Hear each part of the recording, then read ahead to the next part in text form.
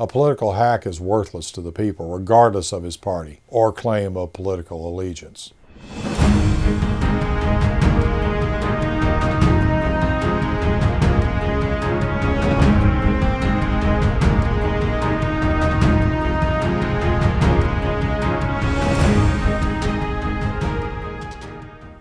Hello folks, my name is Neil Durrance and welcome to Texas Progressive Time.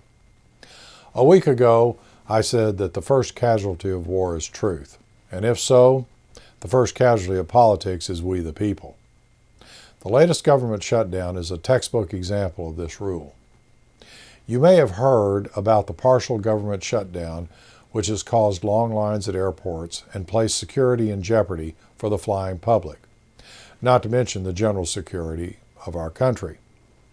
I really don't care who started the shutdown. They did not pay screeners at hundreds of airports all over our nation, resulting in long hours of lost time, frustration, and costly delays at airports nationwide. What does Congress do when confronted by a crisis on budgetary matters? They leave town for 2 weeks for Easter vacation, and then they have spring break, and then they have fall break, or any other holiday reference they can think of. I can't think of any other job in any other industry where you could go home for 2 weeks without actually completing the task you were supposed to complete. The ironic humor to this type of run and hide strategy is that they always do so under the guise of conferring with their constituents. But the calculus remains the same, and only goal that they have is to score political points while accomplishing as little as possible. But the real reason for a shutdown at long at last has become amazingly clear. Both political parties have run their polls, consulted with all their political cronies, and determined that the other side will be blamed more than they will be for the shutdown. It's called the calculus of blame. They avoid accountability, responsibility, and a constitution which they swore to uphold. I don't recall anything in the oath for Senate or Congress that said party politics before we the people. So what do? First, call or email your congressman and remind them that you vote. But you vote for results and legislation by law and not political tactics or third-grade blame games. Second, vote. Go out and vote each and every election that you can find.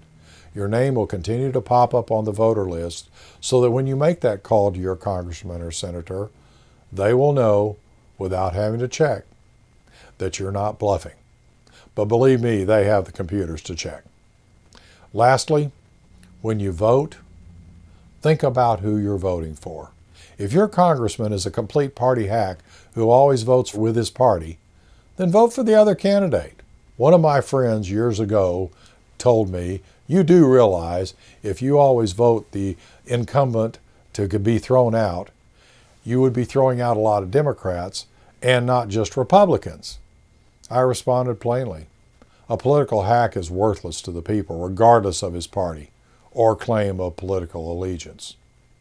It is time we started putting people in office who believe in pragmatic solutions for we the people, and not just slaves to the political leadership whose only concern is staying in office to keep the money flowing.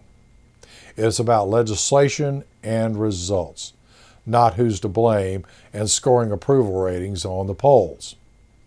If you believe, as I do, in the need for pragmatic solution, I hope you will join me, like and subscribe.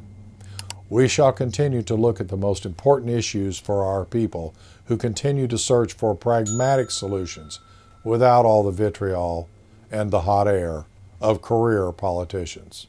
Thank you.